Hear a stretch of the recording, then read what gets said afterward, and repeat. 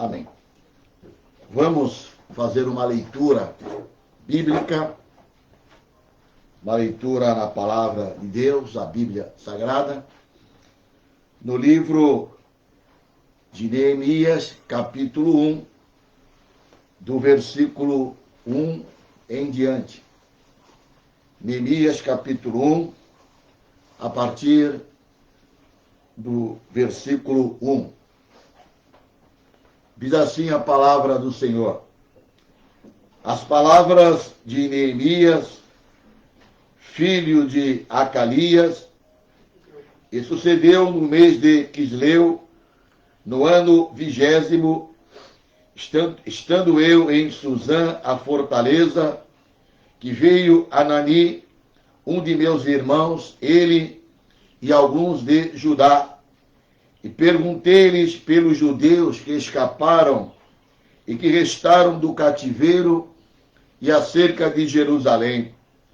E disseram-me os restantes que não foram levados para o cativeiro, lá na província estão em grande miséria e desprezo, e o muro de Jerusalém fendido, e as suas portas queimadas a fogo.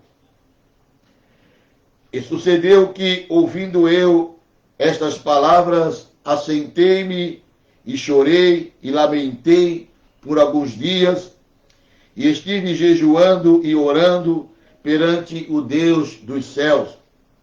E disse: Ah, Senhor, Deus dos céus, Deus grande e terrível, que guardas o conserto e a benignidade para com aqueles que te amam e guardam os teus mandamentos.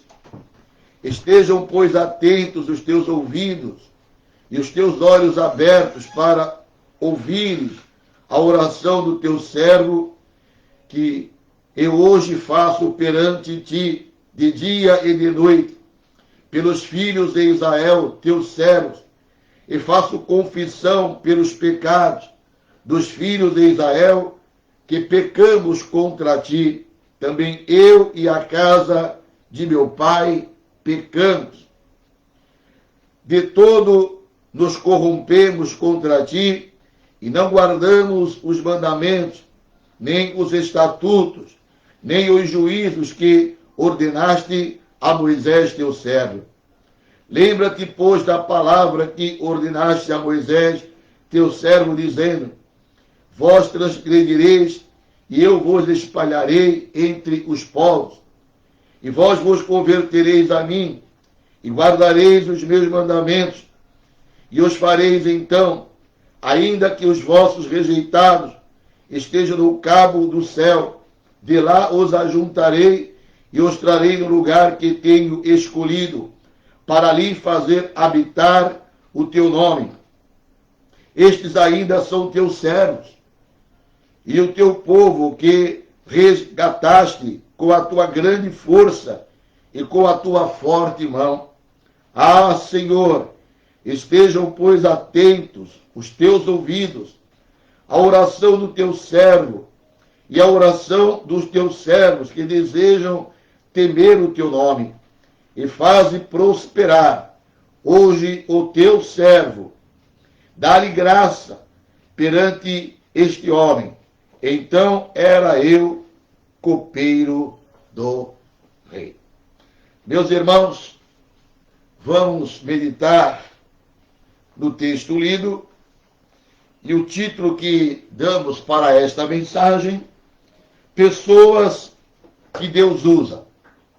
Nós sabemos que Deus, ele é soberano, onipotente, onipresente, onisciente, Deus grande, Deus poderoso.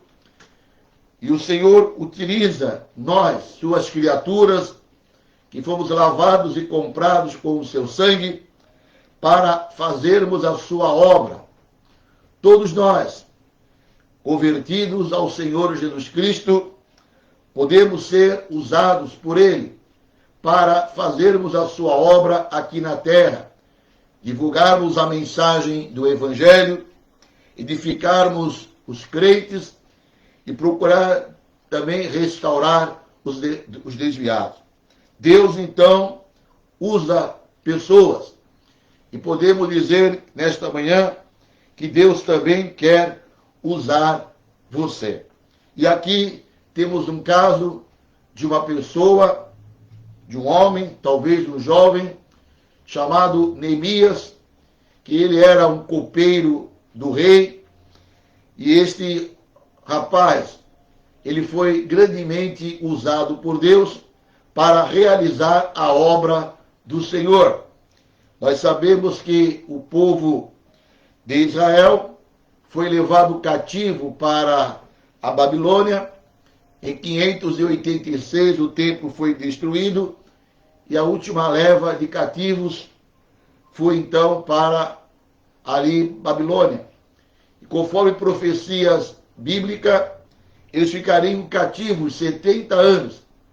E assim como Isaías e outros profetizaram, quando se cumpriu os 70 anos, o rei Ciro então permitiu que o povo voltasse para Jerusalém.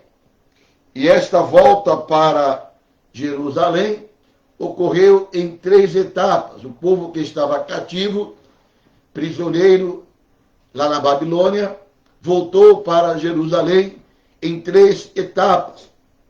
Isto ocorreu, então, a partir do ano 538 a.C. A primeira leva de pessoas que voltaram para Jerusalém foi sob a liderança de Zorobabel.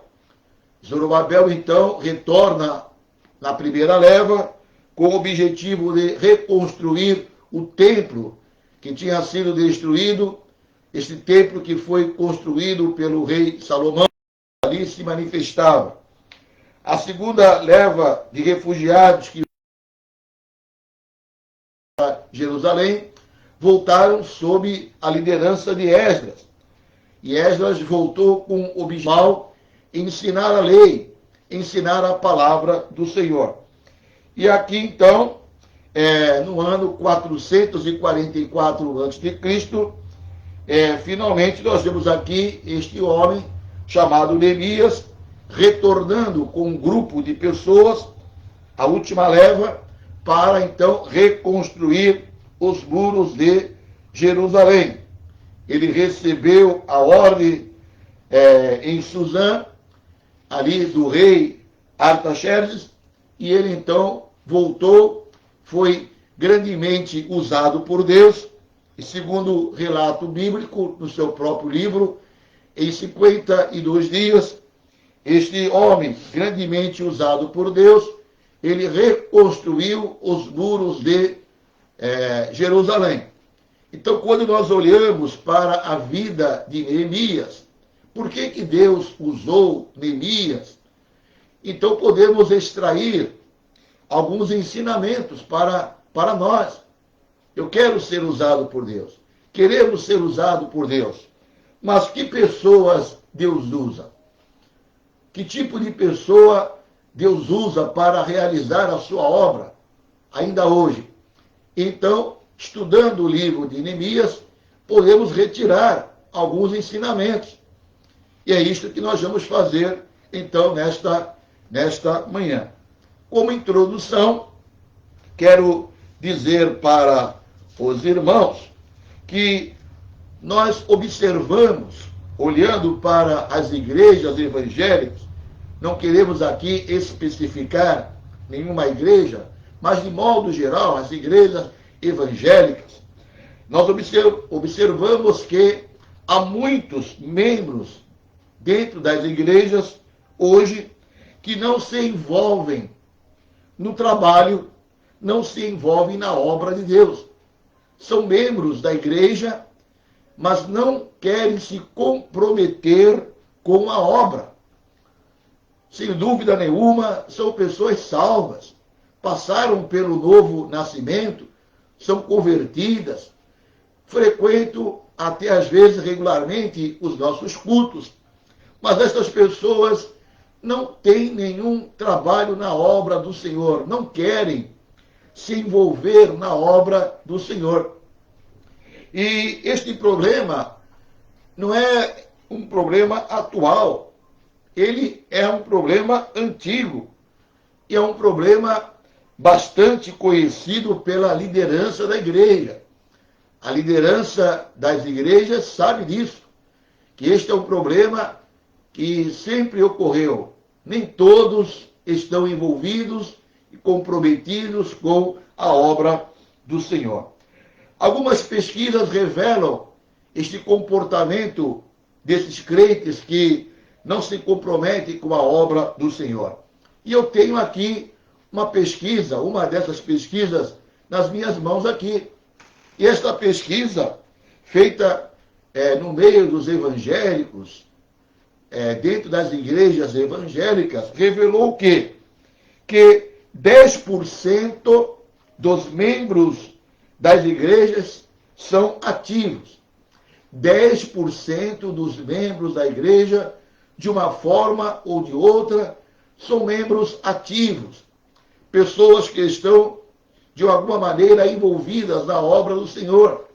São pastores, presbíteros, diáconos, dirigentes de círculo de oração, de conjuntos, de conjunto infantil, departamento infantil, assistência social, manutenção do templo, tudo isto está envolvido nesta pesquisa.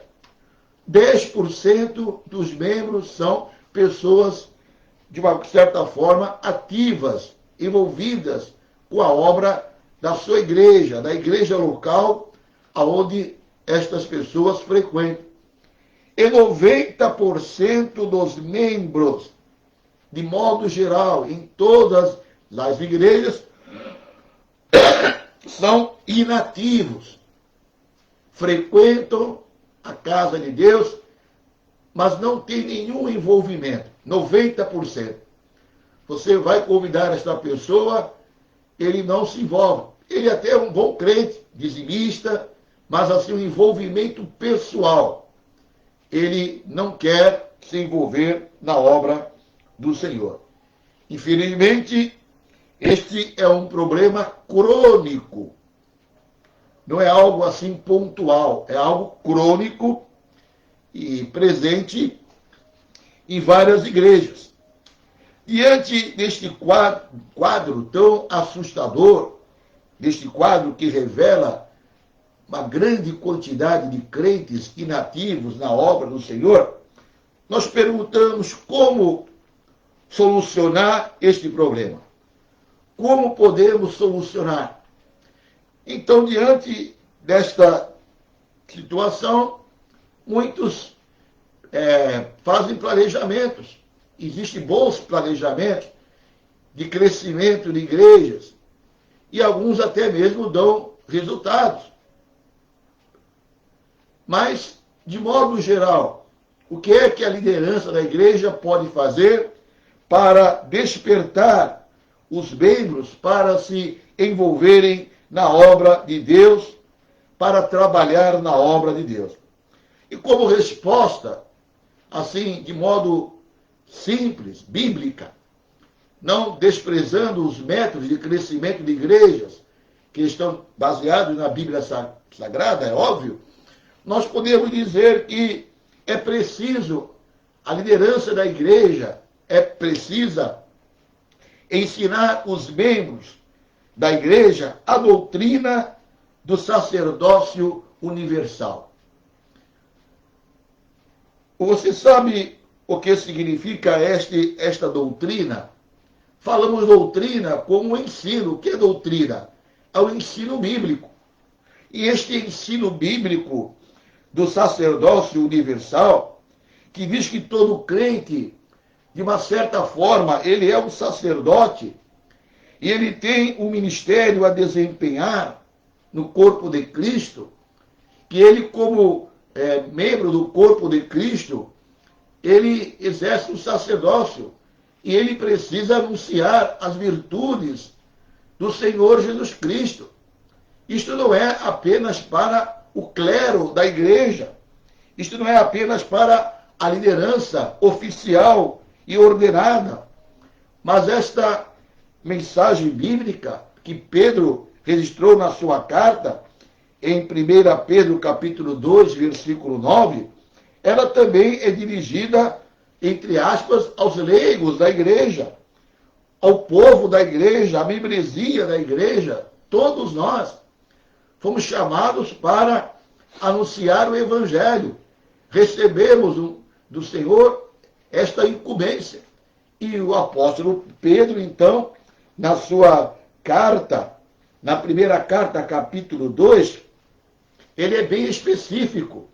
Ele fala assim: mas vós, a igreja, mas vós sois a geração eleita, o sacerdócio real, a nação santa, o povo adquirido, meus irmãos, pelo Senhor Jesus Cristo. Para quê? Para que anuncieis as virtudes daquele que vos chamou das trevas para a sua maravilhosa luz. Então, somos uma geração eleita, sacerdócio real, nação santa, somos um povo adquirido, comprado e lavado com o sangue do Senhor Jesus Cristo. Para quê? Para ficar sentado nos bancos das igrejas? Para fazer parte deste grupo aqui, dessa pesquisa, de 90% de inativos? Não. Pedro é enfático, para que anuncieis as virtudes daquele que vos chamou das trevas para a luz. O sacerdócio real. Então este é o ensino do sacerdócio universal, que todos os crentes, todo crente, de certa forma, é um sacerdote. Pode interceder, pode clamar, pode se envolver na obra do Senhor, deve se envolver. Se ele foi salvo, foi liberto, ele tem que anunciar as virtudes daquele que o chamou, que é o Senhor Jesus Cristo. Portanto, todos nós, a liderança oficial da igreja e os membros em geral, o povo da igreja, todos têm esta responsabilidade de trabalhar na obra do Senhor. E alguém pensa que somente os pastores é que devem pregar. Somente os pastores devem anunciar a palavra do Senhor. A obra de Deus deve ser realizada única e exclusivamente pelos pastores, pela liderança. Não é a minha responsabilidade. A minha responsabilidade é sentar no banco, quando passar a coleta, eu colocar a minha oferta, problema deles, eles que preguem o evangelho. Mas nós temos aqui um dos tradutores da Bíblia em inglês, disse o seguinte, naquela época: não existe um trabalho melhor do que o outro para agradar a Deus. Todos os trabalhos que você realiza para a obra de Deus, para Deus tem o mesmo valor, agrada a Ele. E ele, então, de maneira específica, fala aqui, por exemplo, despejar água. Na época em que a igreja não tinha água encanada. Lavar louças, ser um sapateiro ou um apóstolo, tudo é igual. Lavar pratos e pregar é a mesma coisa para agradar a Deus. Quando as irmãs trabalham aqui na cozinha da igreja, como por exemplo no domingo retrasado, tivemos um trabalho aqui com jovens, houve todo o envolvimento da igreja, as irmãs aqui do departamento da cozinha da igreja prepararam um almoço para os jovens, uma confraternização, estão realizando a obra do Senhor. Da mesma maneira que o pastor, a irmã que pregou à noite, também estava envolvida na obra do Senhor. Então não existe um trabalho melhor do que o outro, diz esse tradutor da Bíblia em inglês. Para agradar a Deus, despejar água, lavar louça, ser até mesmo um sapateiro, ajudar um irmão. assistência social, tudo é a obra do Senhor. Um outro missionário aqui inglês da China, Hudson Taylor, disse: não são os grandes homens que transformam o mundo, não são os grandes homens que transformam o mundo, mas sim os fracos, os pequenos, nas mãos de um grande Deus. Então não são os grandes evangelistas. Deus tem grandes evangelistas, homens de Deus. Por exemplo, Billy Graham e outros que já faleceu, foram grandes evangelistas, usados por Deus. Mas o mundo é transformado, a igreja cresce com o trabalho de pessoas pequenas, que aparentemente parecem fracas, mas elas estão nas mãos de um Deus grande e Deus opera. Congregações que se abrem, pontos de pregação que se abrem por este Brasil afora. Quantas igrejas hoje, grandes igrejas, começaram com pontos de pregação. A Assembleia de Deus aqui no Brasil, a pioneira do movimento pentecostal, a maior igreja evangélica do Brasil hoje, como é que a igreja cresceu? Com pontos de pregação na casa dos irmãos.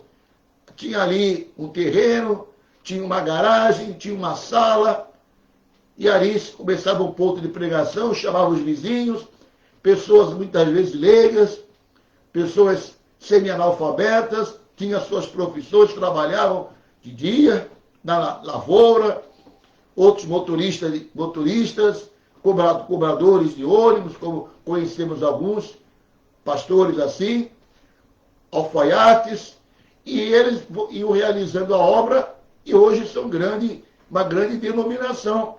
Então não são os grandes homens que transformam o mundo, mas sim os pequenos, os fracos. Mas tem uma condição: estarem nas mãos de um Deus grande. Portanto, meu irmão, você é um filho de Deus, você é um servo de Deus, você é um súdito do rei, seja você jovem, seja você adulto, seja você irmão, irmã. Tem pessoas que perguntam: pode uma irmã pregar? Lógico que pode. Pode uma irmã ensinar na igreja? Pode. Só que ela está debaixo de uma liderança. Isso é muito claro na Bíblia. Não aceitamos o ministério pastoral feminino, porque isso é bíblico. Mas a Bíblia não há nenhuma restrição às irmãs pregarem, subirem nos púlpitos e ensinarem. Sempre estamos debaixo da liderança de um pastor. Nós temos aqui, por exemplo, a nossa irmã Shirley Paz, que ontem aqui pregou, trouxe uma mensagem muito boa, e outras irmãs estão envolvidas. Nem uma bênção ver irmãs que têm os seus trabalhos domésticos, mas a irmã tira um dia por semana para estar aqui pregando com graça, com sabedoria, com inteligência. Isto é bom, isto edifica o corpo de Cristo, não tem problema nenhum. Uma irmã está debaixo da liderança do seu esposo, debaixo da liderança da igreja e fazendo a obra do Senhor. Então, Deus quer usar você para a obra do Senhor. Agora aqui, voltemos para Neemias. Que pessoas Deus usa? Pastor Edson Miranda, eu quero ser usado por Deus. Eu sou jovem. E é muito bom ver jovens envolvidos com a obra do Senhor. Eu me alegro muito quando vejo aqui na igreja os jovens envolvidos na obra do Senhor. E eu oro. Posso dizer isso, que eu oro pelos jovens. Todas as quartas-feiras aqui na nossa igreja, nós clamamos e oramos pelos jovens. Muitas vezes não tem ainda uma grande experiência, é verdade. Muitas vezes são um pouco frágeis.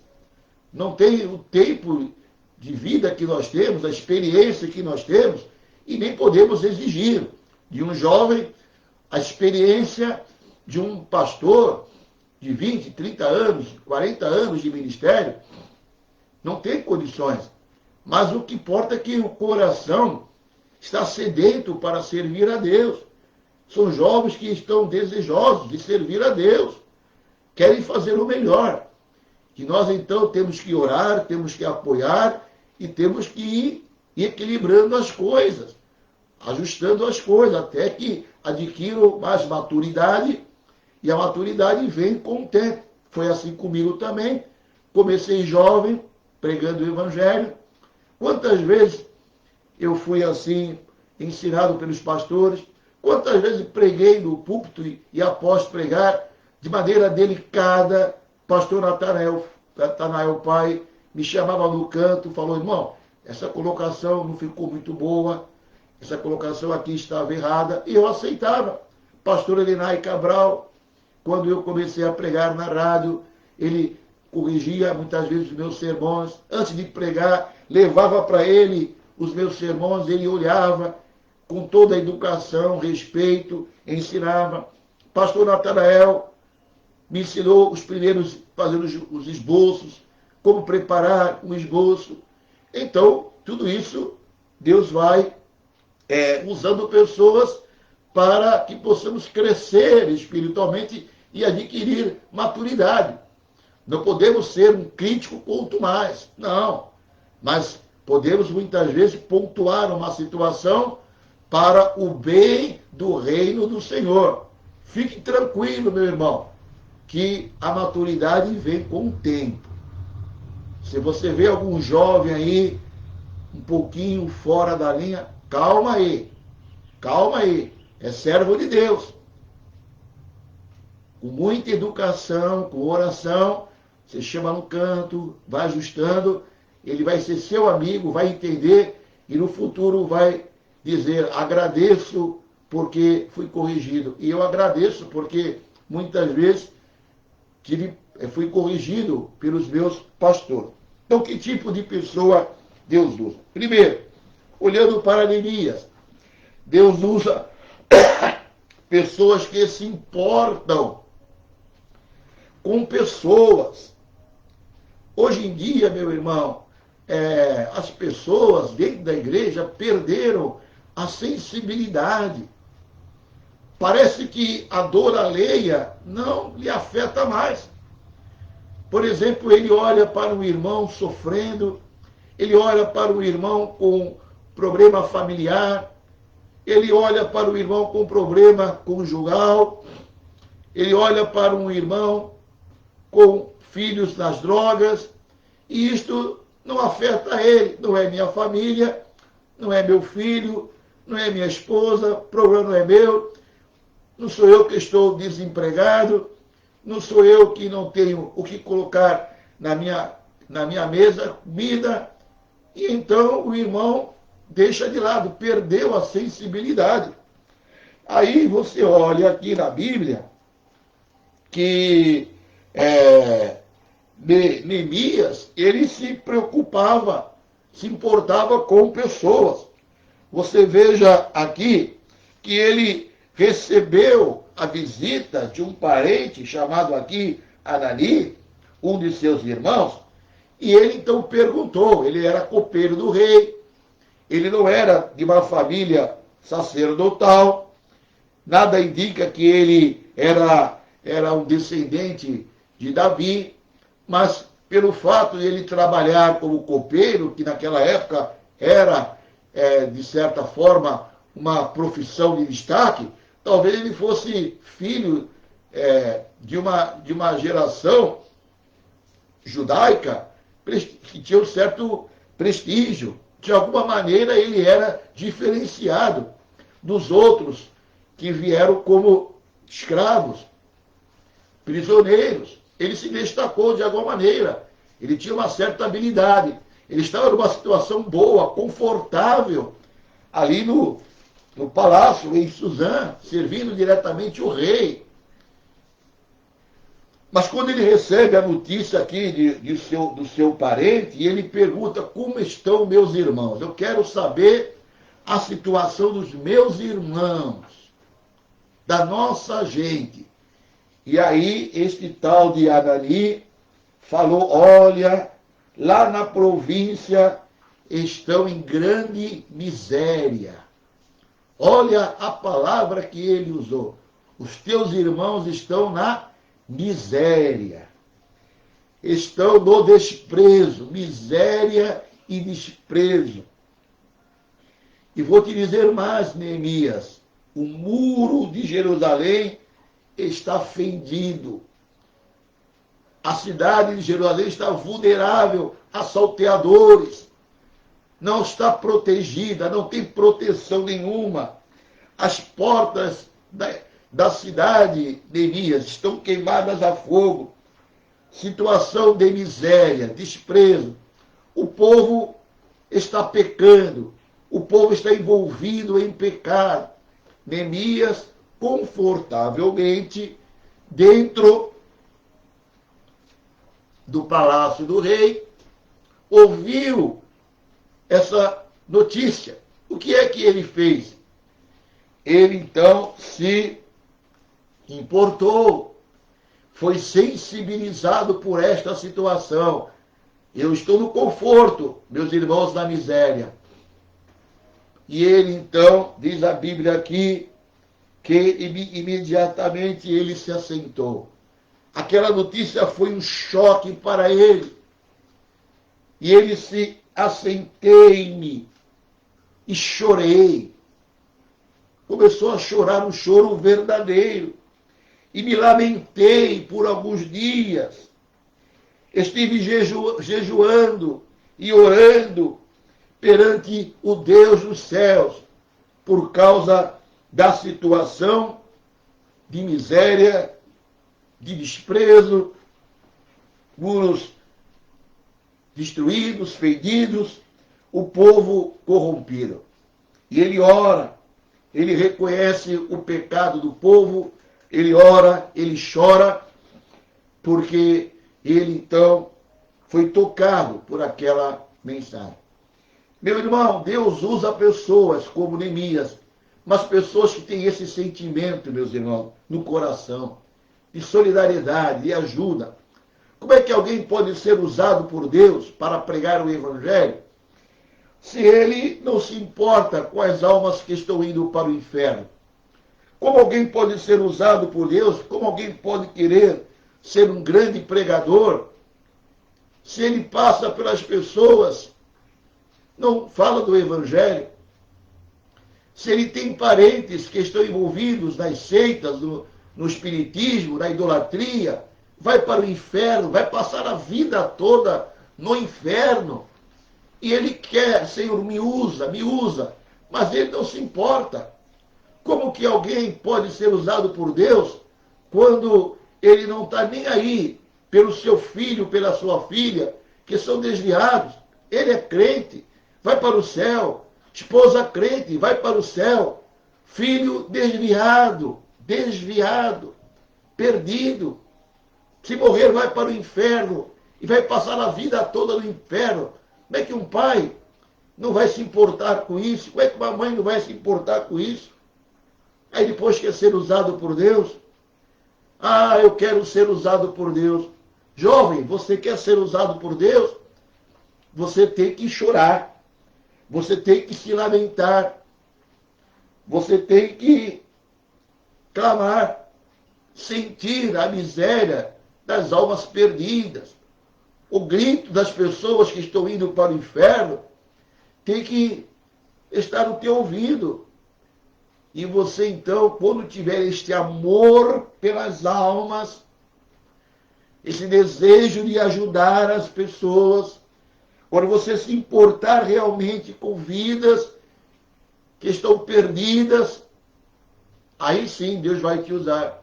Se preocupamos com tantas coisas, se preocupamos em adquirir uma boa profissão, muito bom. Se preocupamos em organizar dentro das 4 paredes da igreja toda a parte administrativa, toda a organização, isto é muito bom. Mas e as almas?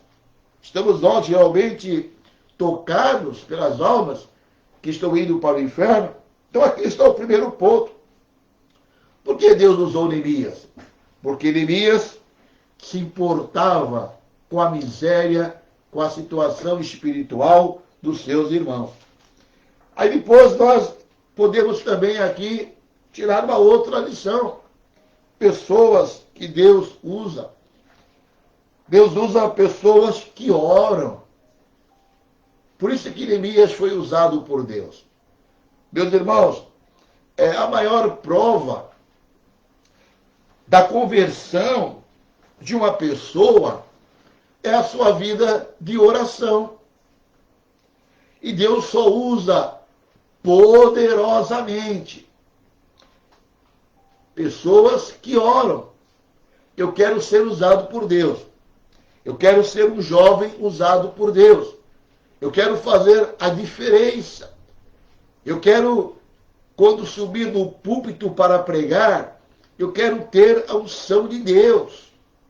Eu quero ter graça de Deus para pregar.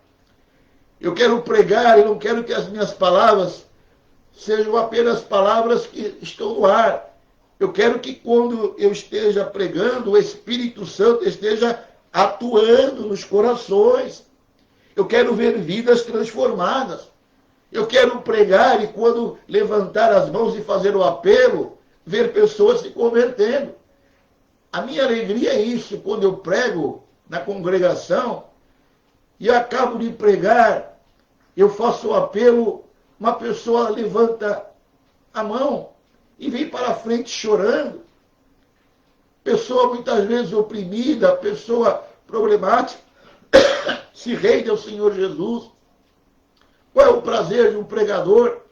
Para a glória do Senhor Jesus Cristo é pregar e ver os irmãos virem até a frente para receberem a palavra. Ontem pregamos aqui, esta mesma mensagem na igreja sede aqui, mas por algum motivo não foi transmitida. E depois fizemos uma oração e os irmãos vieram para a frente para receber uma oração. A mensagem tocou no meu coração. Eu quero ser usado por Deus. Eu fui para casa contente, glorificando o Senhor. Por quê? Porque teve um efeito. A mensagem pregada tem que ter um efeito. Não é para agradar o ego do pregador. Não é para receber aplausos de ninguém. Não! É para a glória do Senhor Jesus Cristo. O nome do Senhor é que tem que ser exaltado. E o povo percebe quando o pregador está com a unção de Deus, está com a graça de Deus. Mas para que isso possa acontecer, é preciso orar. E Neemias era uma pessoa que orava. Irmão, você sabia que Neemias era um homem de oração? Nós encontramos aqui neste livro, meus irmãos, 12 orações de Neemias. 12 orações de Neemias. Capítulo 1, ele começa com oração. O último capítulo termina com oração. Eu estudei todas essas orações aqui.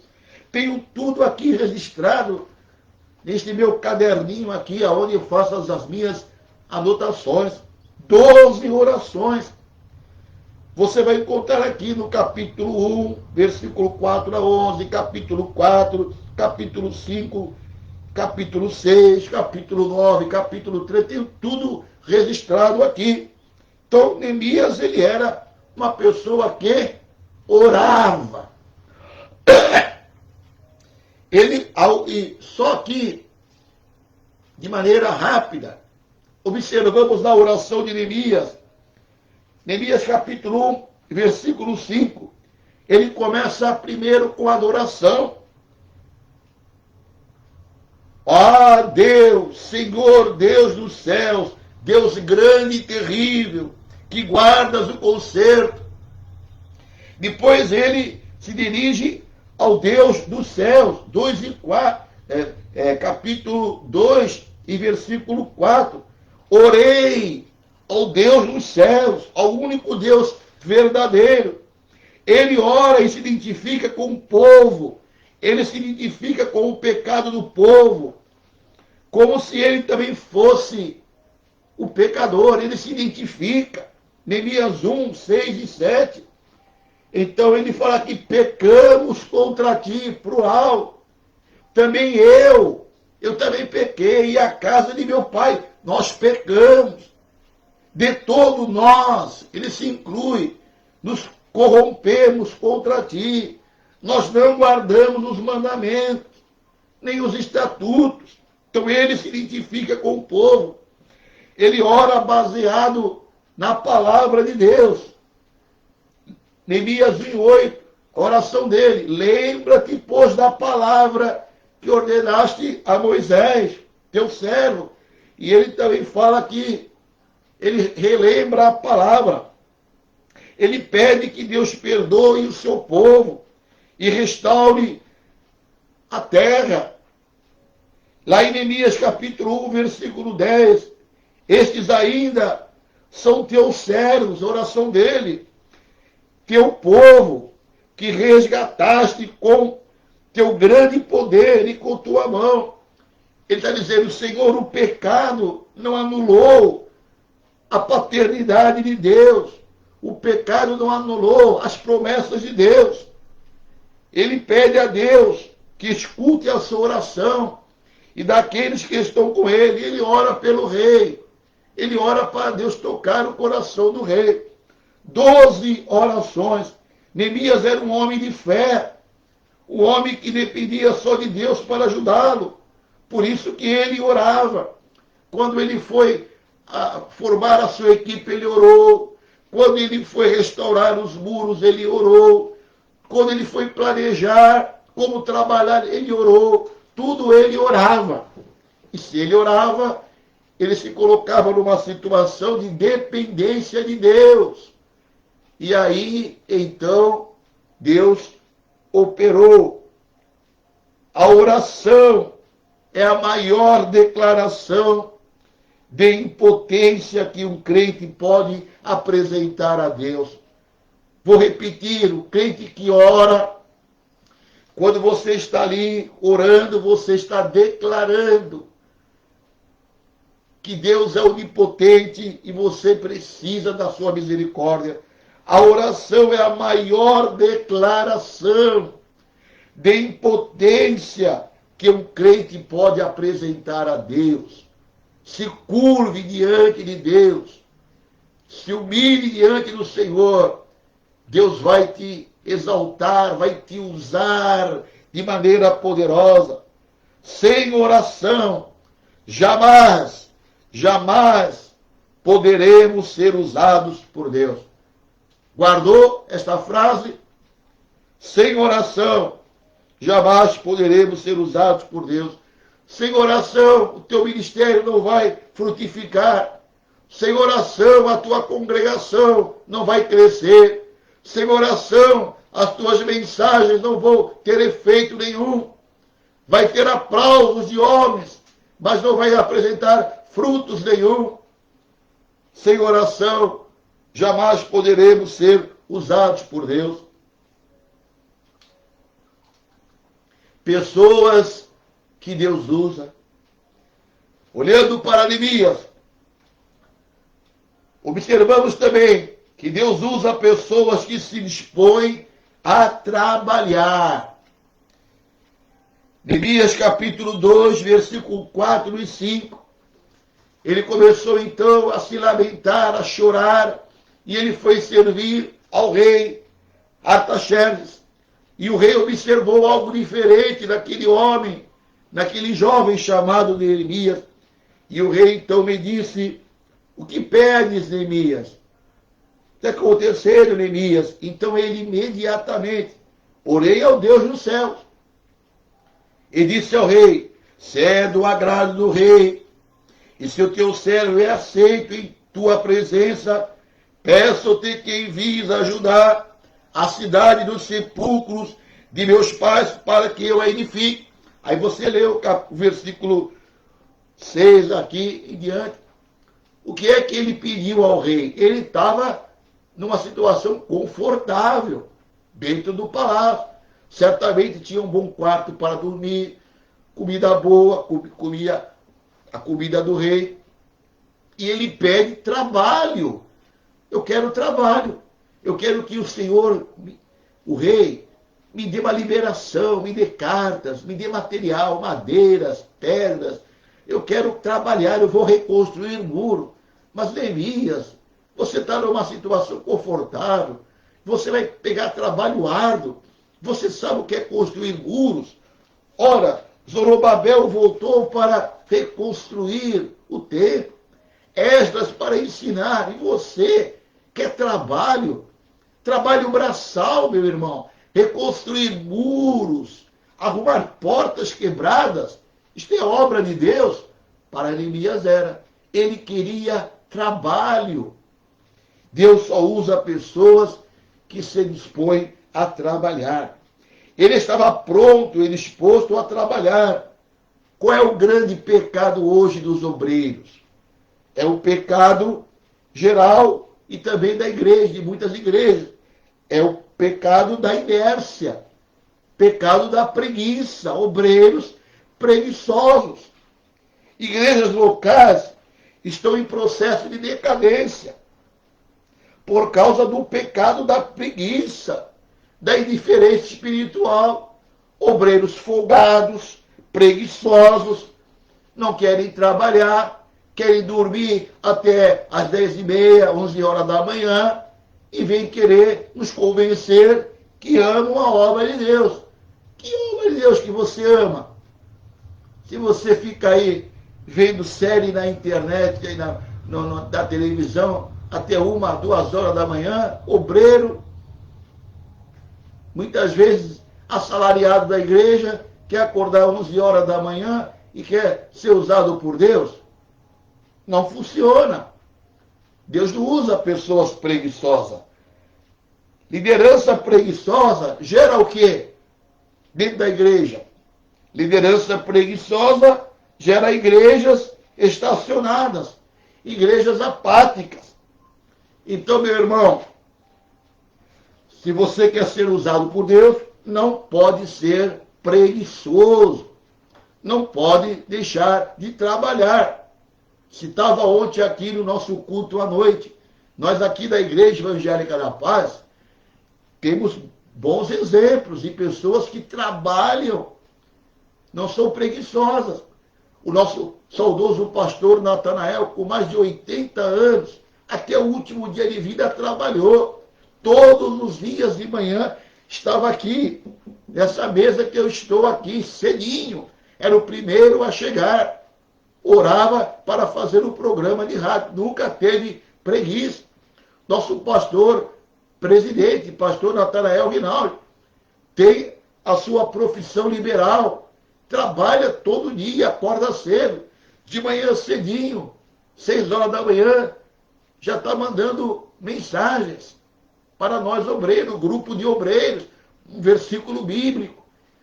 Todos os cultos estão aqui presentes. Muitas vezes vem direto do seu serviço, com o seu uniforme de trabalho, direto aqui, com mais de 60 anos de idade, quase 70, mas está aqui trabalhando. Pastor Ademário, recentemente passou por um tratamento de câncer, trabalha embarcado, aqui, nos rebocadores, debaixo de frio, atracando o navio. Quando ele chega em terra, ele vai para a casa de Deus, trabalha. Pastor Fábio, lá do Quarentenário, trabalha o dia todo, de vigilante. Chega correndo em casa, vai trabalhar, vai para a igreja. Presbítero Washington falou, pastor, eu faço em média 600 quilômetros por dia com o meu caminhãozinho, ganhando pão da minha casa. Ele vem direto do caminhão, vai na igreja com a roupa de trabalho, corre lá, toma um banho na igreja, veste uma roupa dentro da sua mochila e está lá no culto com a sua gravatinha pregando o evangelho. Como é que não vai ser usado por Deus? Quer trabalhar. Deus usa pessoas dispostas a trabalhar. Deus usa pessoas que têm algo no coração para realizar, não na mente, não projetos apenas da sua mente. Quando fala coração, fala do seu íntimo. Quem é que coloca os projetos dentro do nosso coração para a obra de Deus? É Deus. Veja aqui Neemias capítulo 2, versículo 12. E de noite me levantei, eu e poucos homens comigo. Não declarei a ninguém o que o meu Deus me pôs no coração. O que é que Deus pôs no coração de Neemias? Para fazer em Jerusalém. E não havia comigo animal algum, senão aquele que estava montado. E de noite saí, aí começa a descrever. Então ele falou assim, eu tenho um projeto, eu tenho algo a realizar. Deus vai me usar, porque eu tenho algo no meu coração. Neemias tinha um plano, Neemias tinha um projeto, Neemias tinha um objetivo para executar. Ele caminha entre as ruínas para fazer um diagnóstico da situação. E ele dizia para os seus companheiros, este projeto Deus colocou no meu coração. O que é que você tem no seu coração, meu irmão?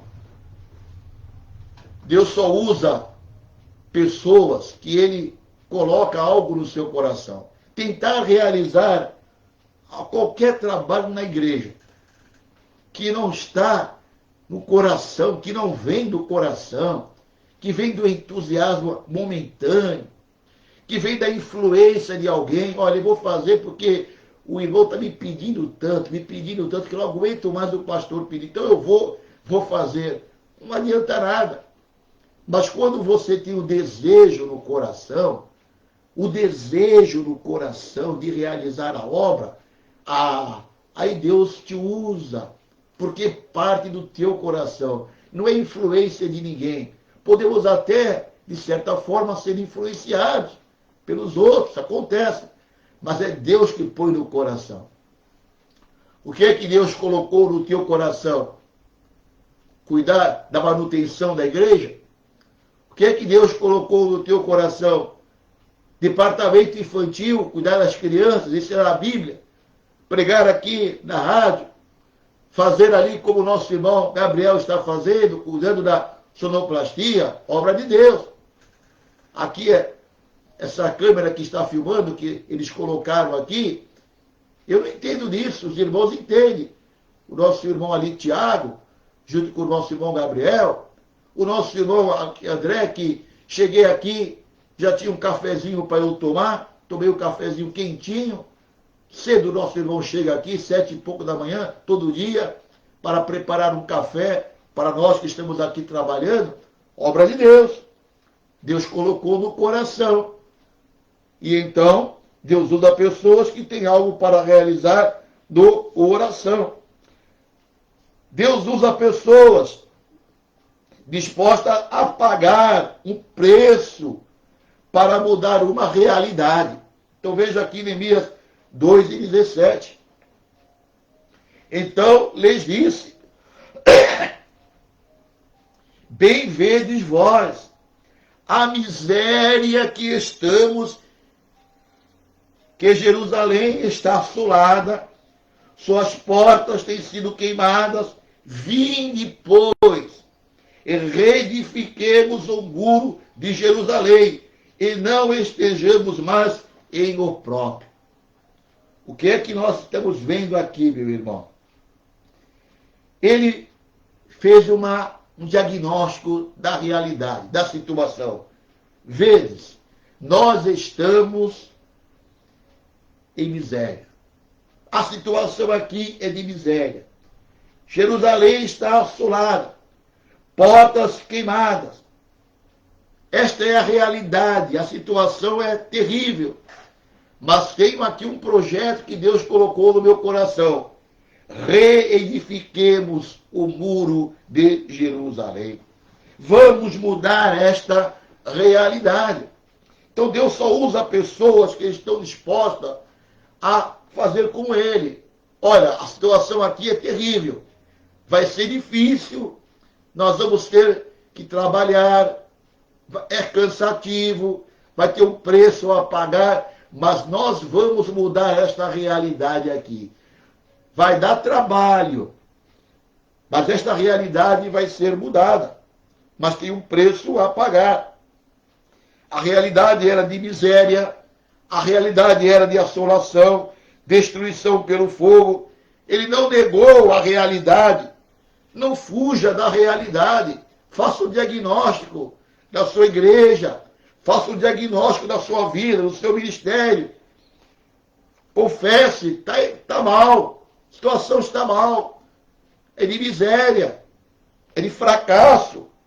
Não busque culpados, não se vitime, não ponha a culpa nos outros, faça como ele se identificou, nós pecamos. Ele era representante do povo, ele se incluiu. Qual era o desafio? Essa é a realidade, mas nós vamos modificar, nós vamos retornar, vamos trabalhar, vamos reedificar, vamos congregar, vamos ajuntar o povo, vamos disciplinar, vamos ensinar, vamos convocar. Então, qual era o objetivo dele? O propósito? Deixar de ser o próprio, deixar de ser desonra, vexame, humilhação pública. Vamos mudar. Então Neemias mobiliza o povo para pagar o preço pela mudança.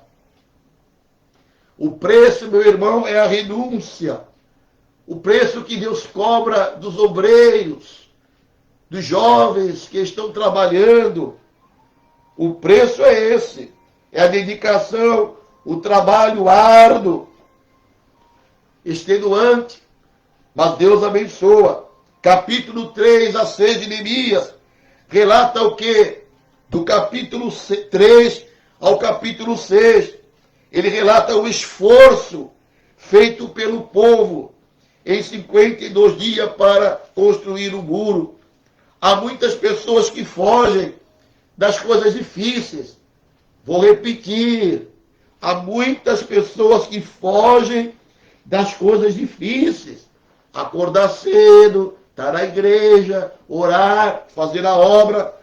Fogem das coisas difíceis e procuram só as mais fáceis, mais confortáveis. As pessoas são boas para falar e ruins para fazer.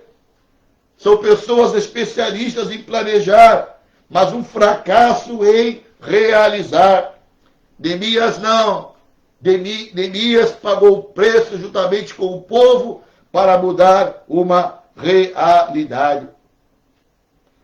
Glórias sejam dadas ao nome do Senhor. E para finalizar, Deus usa pessoas que não temem oposição. Ah, meu irmão, fazer a obra do Senhor é enfrentar oposição. Não tem como você ser um obreiro e não enfrentar oposição. Porque o diabo não gosta, o diabo vai trabalhar, vai incitar pessoas. A obra de Deus é feita debaixo do ataque de Satanás. Eu tenho convicção disso. Eu tenho convicção disso. Que o diabo ataca, o diabo usa pessoas. Aleluia. Fazer a obra do Senhor desagrada ao diabo. O diabo, ao saber que uma pessoa se interessa pela obra, ele fica revoltado. A oposição zomba dos trabalhadores. Veja aqui Neemias 2:19. E ouvindo Sambalate, o Honorita, e Tobias, o servo Amonita, e Gesem, o arábio, zombaram de nós. Estão zombando de você e nos desprezaram. Então faz parte zombar de mim, zombar, desprezar, faz parte da oposição. Mas Deus usa pessoas que não temem a oposição. A oposição maligna sempre vai desqualificar o valor da obra que você está realizando. o diabo ataca a obra e os seus obreiros. Qual é o objetivo final do diabo? Parar a igreja, ver a igreja fraca, que não busca os dons espirituais, não prega. Olhando aqui o livro de Neemias, que o tempo não permite, nós vamos ver que os conflitos que Neemias enfrentou para realizar a obra. Tem tudo marcado aqui, os textos bíblicos. Zombaria, conspirações, desânimo, medo, egoísmo, transigência, maledicência, ameaças, intriga. Neemias não teve sossego em momento algum. Eram lutas internas e externas. Como é que ele respondeu à oposição? Ele então respondeu com trabalho, reconheceu e declarou que o sucesso da obra dependeria de Deus, o bom êxito da terra dependia da obra a ser realizada. Então, meu irmão, estamos aqui terminando esta mensagem. Deus usa pessoas. Deus quer usar você. E aqui aconteceu que Deus usou este homem e ele então terminou a obra. Neemias capítulo 6, versículo 15. E então ele fala o seguinte: acabou-se, pois, o muro aos 25 dias de Elu, em 52 dias. E sucedeu que, ouvindo todos os nossos inimigos, temeram todos os gentios que haviam em roda de nós, e abateram-se muito em seus próprios olhos, porque os inimigos reconheceram o nosso Deus fizera esta obra. No final, o inimigo vai reconhecer que você fez a obra do Senhor. Então, que Deus possa continuar nos usando, te usando, e você possa ser grandemente usado por Deus, relembrando que Deus usa pessoas que se importam com pessoas, Deus usa pessoas que oram, Deus usa pessoas que se dispõem a trabalhar, que não são preguiçosas, Deus usa pessoas que têm algo para realizar no coração, o projeto está no coração, Deus usa pessoas que estão dispostas a pagar o preço do trabalho árduo para mudar uma realidade, e Deus usa pessoas que não se temem a oposição, que mesmo diante da oposição não desistem, continuam porque sabem que a obra é de Deus.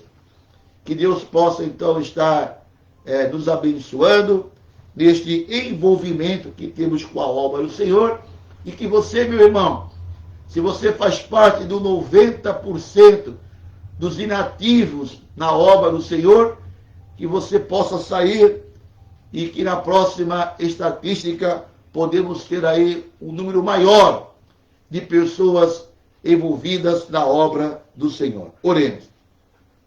Pai Celestial, te agradecemos, Senhor, por esta manhã, estarmos aqui com saúde, vivos, Senhor, com energia, com força, com determinação para anunciar a mensagem do Evangelho. Eu sou grato a Ti por esta oportunidade, Senhor, de ser um obreiro na Tua casa. Te agradeço por essa oportunidade de estar aqui, diante desses microfones, falando a Tua palavra para o povo Teu, Senhor. Que possamos ser usados por Ti com muita humildade para o bem do Teu reino. Aqueles que ouviram a Tua palavra possam ser tocados e despertados a trabalhar para o Teu reino. Para que possamos anunciar as Tuas virtudes, Senhor, o Teu poder, a Tua graça e a Tua misericórdia. Oramos em nome do Senhor Jesus Cristo. Amém. Que Deus abençoe a todos.